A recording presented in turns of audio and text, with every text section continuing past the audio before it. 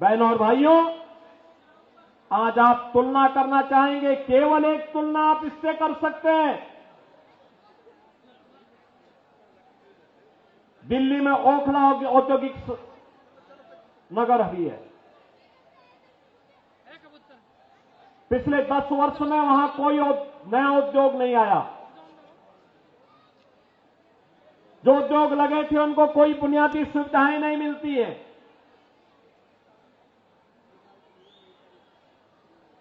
और एक न्यू ओखला के रूप में, नोएडा के रूप में आप जानते हैं।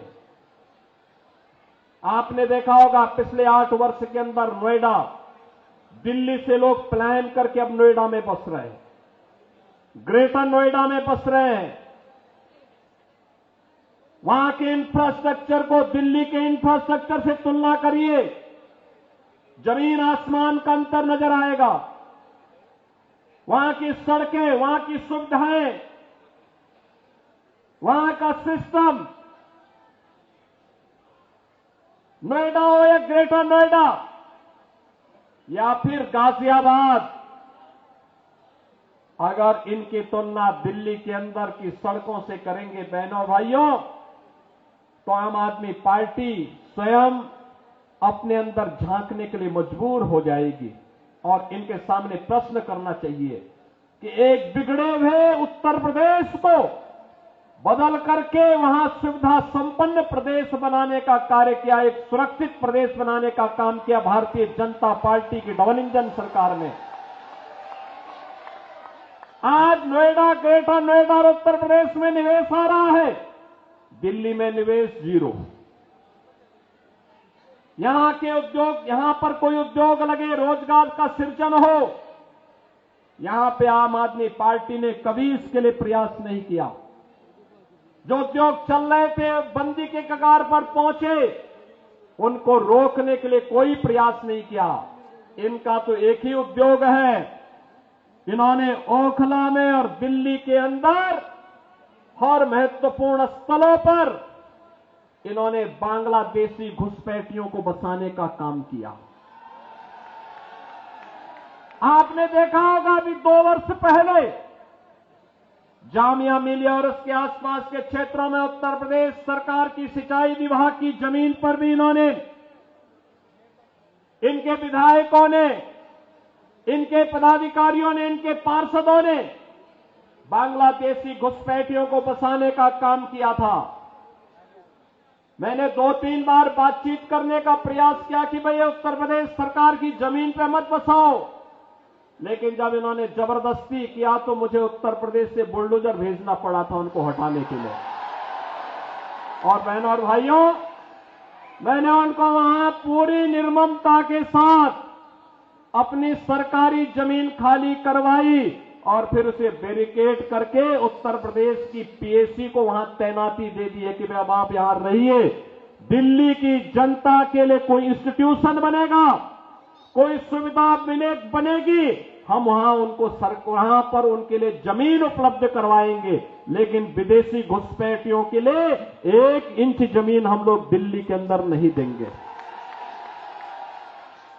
बहनों और भाइयों, इन्हें आपकी आस्था का ख्याल नहीं है।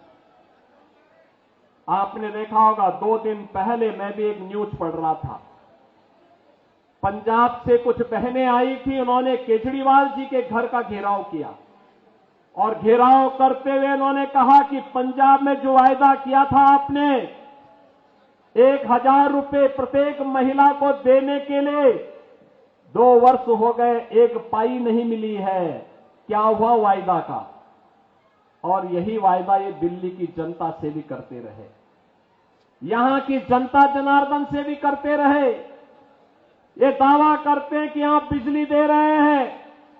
बहनों और भाइयों, दिल्ली की बिजली सबसे महंगी बिजली है और 24 घंटे बिजली नहीं मिलती है।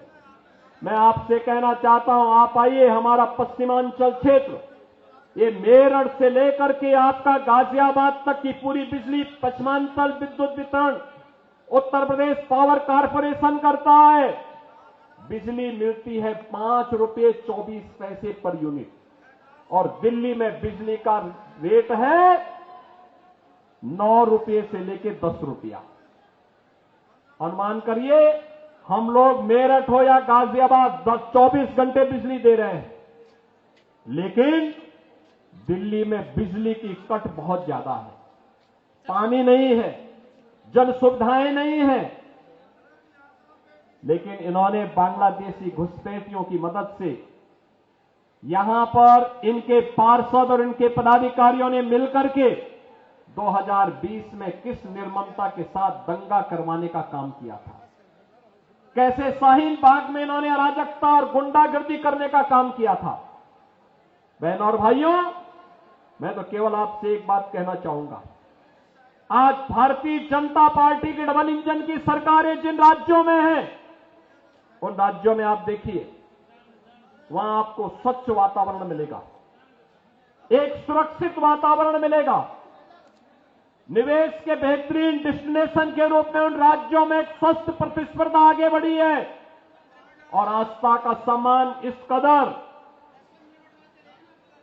विरासत का सम्मान कैसे होना चाहिए, अगर उसके कुछ उदाहरण देखने हो तो काशी में आइए, काशी विश्वनाथ धाम आपको देखने को मिलेगा।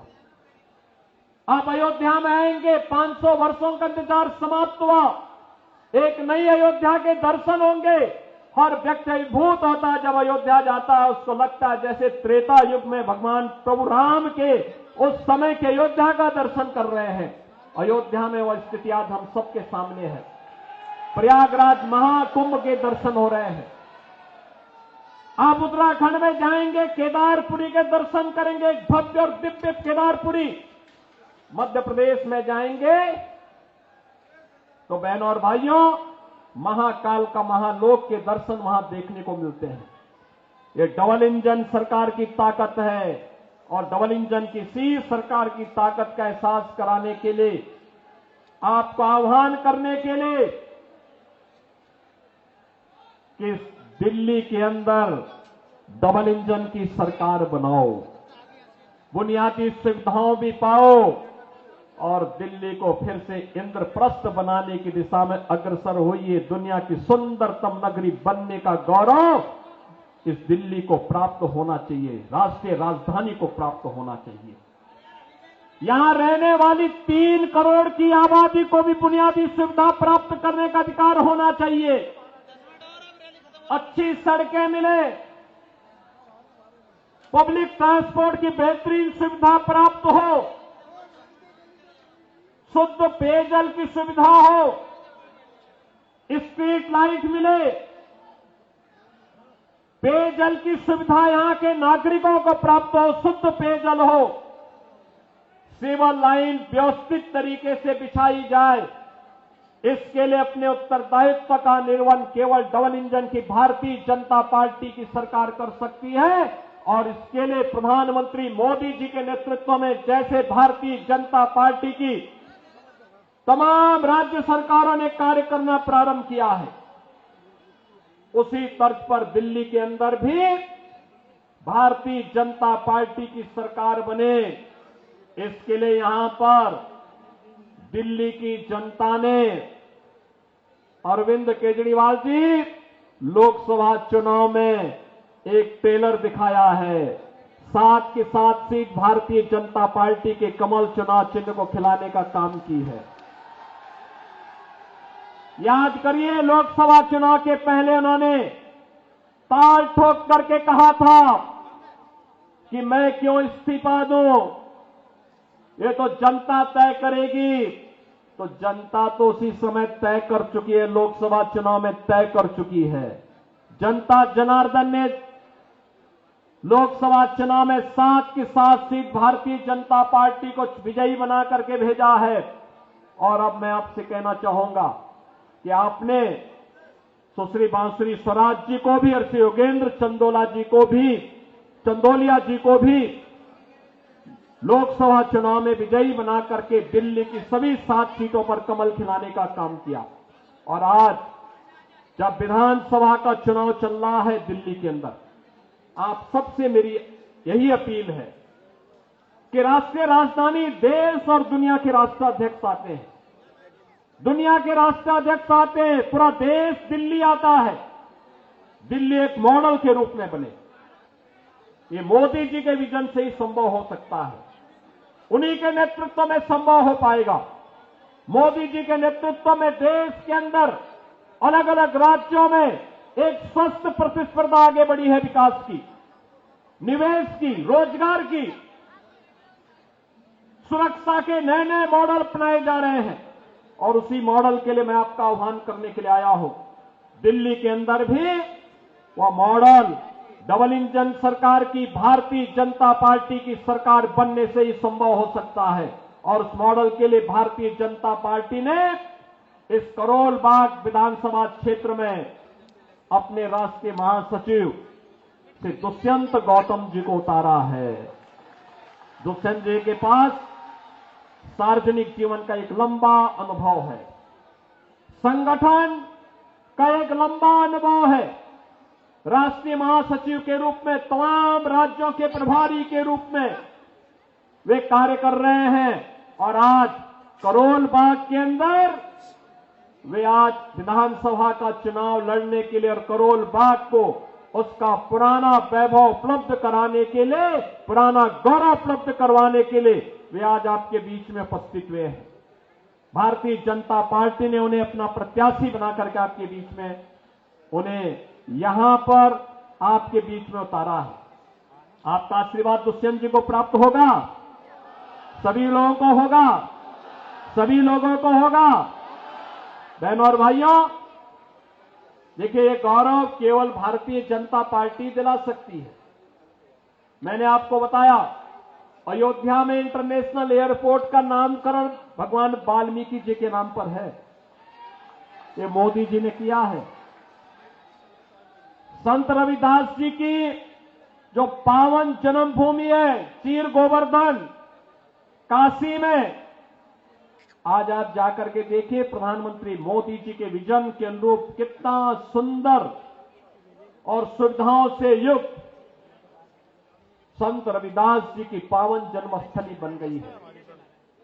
बाबा साहब भीमराव अंबेडकर के पंच तीर्थों को बनाने का काम भी प्रधानमंत्री मोदी जी के नेतृत्व में भारतीय जनता पार्टी की सरकारों ने किया है।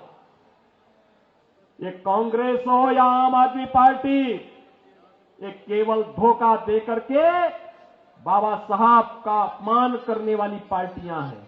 और इसलिए मैं आपसे कहना चाहूंगा कि आज उस विरासत के सच्चे प्रतिनिधि के रूप में श्री दुष्यंत गौतम को भारतीय जनता पार्टी ने करोल बाग विधानसभा क्षेत्र में आपके सामने, आपके बीच में आपकी सेवा के लिए उतारा है।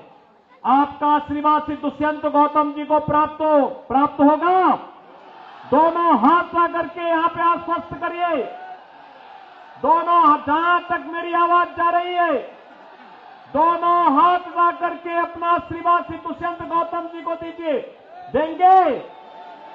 दोनों हाथ ला करके बोले, मेरे साथ बोलेंगे, भारत माता की, भारत माता की जय श्री राम।